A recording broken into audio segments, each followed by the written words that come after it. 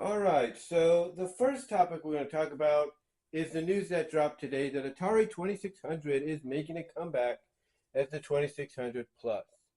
Now, we had heard news for months that Atari was thinking of bringing out, or at least planning to bring out, a new VCS, a new video game, a new video computer system, video game computer system, if you will. But we did not know what it was going to be like. Obviously, they had plans to do something more with modern games or something, but then I guess they decided, nah, let's just go the route that's more hip right now. That's the nostalgic route, and they decided they were going to bring back the classic 2600. Now, what's interesting about this is it's going to have HDMI output, which is good. It's still going to have the two-player compatibility, and from what I've read,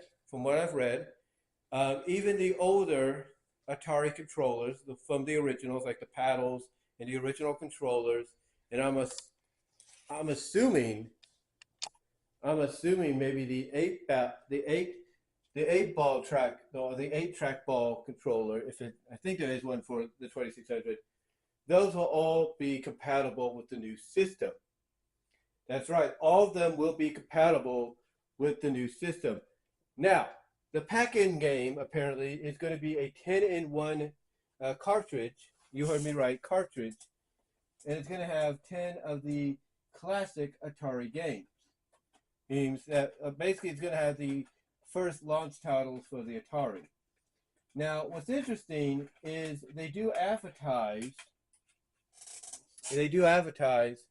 that games like this, which is an Atari 2600 game, will be compatible as well. But it's not just these games that will be compatible. They even say that 7800 games will be compatible as well. So 7800 games, like let's see, I think I got one in here. There I do. Here it is. Dig Dug will be compatible. Like the 7800 version of Dig Dug will be compatible. So basically, it is an inverse compatibility, if you will, inverse compatibility for the system. Basically, when the 7800 came out, it was backwards compatible with the 2600 games. So now you're going to get the opposite of that, where the new 2600 Plus is going to be backwards compatible with 78. Now, it's also going to have a new controller. Basically, it's going to be a controller that's identical to the original. Let's be honest.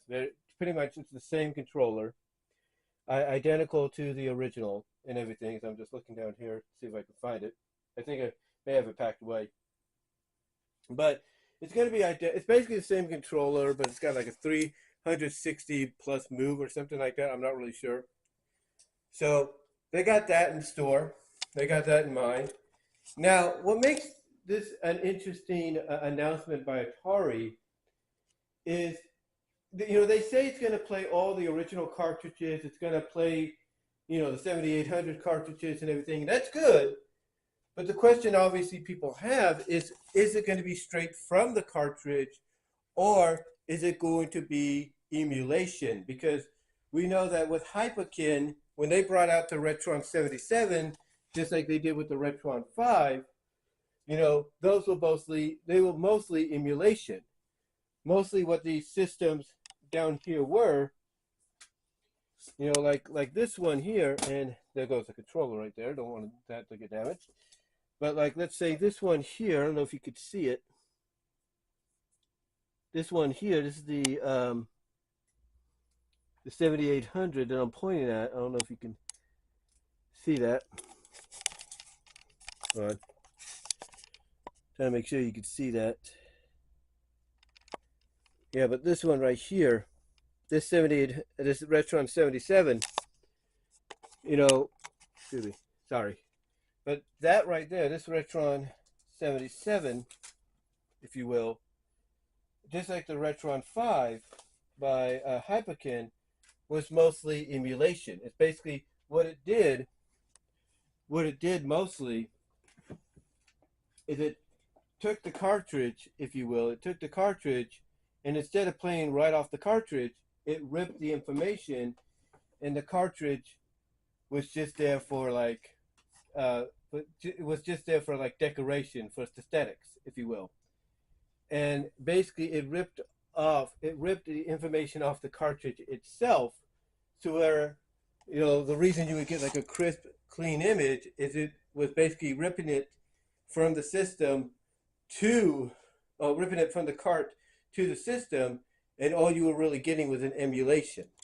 You were getting kind of an emulation version of the cartridge. Like you weren't playing off the physical cartridge itself. I know that sounds kind of strange, but it's true.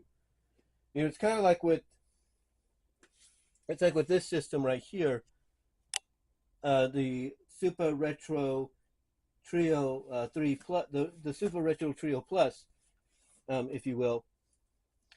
The Super Retro Trio Plus, the difference with that is it actually lets you play the games right off the disc. There's no emulation. It's HDMI, and it's HDMI and everything, but it plays right off the cartridge, not the disc, but the cartridge. So you don't have to worry about, is it ripping the information and putting it onto the system? No. The Retron Plus allows you to play it right off the cartridge, just like it's supposed to be. So in other words, I could take, let's say, Aladdin here, and play it, as it's meant to be, right off the cartridge. Well, if I was to play that on the Retron 5, the Retron 5 would just rip the information off the cartridge and turn it into emulation, and that's it. And we're talking the kind of emulation that basically you could store on something like this, or even a SD card. That kind of emulation. It just rips the ROM right off of there. So that's the big question they have. Is the Atari 2600 Plus, is it going to be like that? Is it going to be an emulation machine, and everything, where it basically rips the information off the cart, and everything, and the cartridge is just there for a decoration, while you're playing an emulation version of the game? Or is it going to do what Retrobit did with the Super Retron Trio and Trio Plus, and allow you to play it straight off the cartridge? We'll have to see. Because, if it does allow you to do it, because if it does allow you, I should say, to do that, and everything, if it allows you to do that, then that's sending a message from Atari to Nintendo, Sega, Hudson Soft, which is owned by Konami, I think now. It sends a message to them of, hey, if we could do this, you can do it. So I would not be surprised. I would not be surprised if that happens. I would not be surprised if that happens. If Nintendo and Sega and Konami with TurboGrafx and all that, if what Atari is doing is allowing people to play straight off the cartridge, I would not be surprised if they follow suit and everything down the line. I do apologize for that little transition pause there. I was just kind of thinking about what I was going to say, as well as I got to get things ready here because my mom's going to be coming home in a little bit. But anyway, overall though, my thoughts on the system is I think it's good. I think it's a nice little novelty system for the holidays. For people like me that grew up on it and stuff. So I look forward to probably getting my hands on it. It comes out November, I think 17th, I believe, of this year, just in time for the holidays. So I'm looking forward to getting it, and playing it and all that. So we'll see what happens. We'll see what it brings to the table and everything. But it is a nice little, like I said, a nice little, return to something that I grew up on, my family grew up on. I mean, we owned the Atari 2600 when I was a kid, so to get it back, in some capacity, I think it's going to be really great. I mean, it's got the switches on top, all basically the same switches as before. I mean, you even have a color, you even have a toggle switch to go from color to B and W, black and white, if you will. So I'm looking forward to it. I'm looking forward to what we get with this, and that's all I can really say. That's all I can really say. So that's it for this topic, and this first video on the Topics on My Mind playlist English for today, and on to the next one. But give me your thoughts on what you think about the Atari 2600.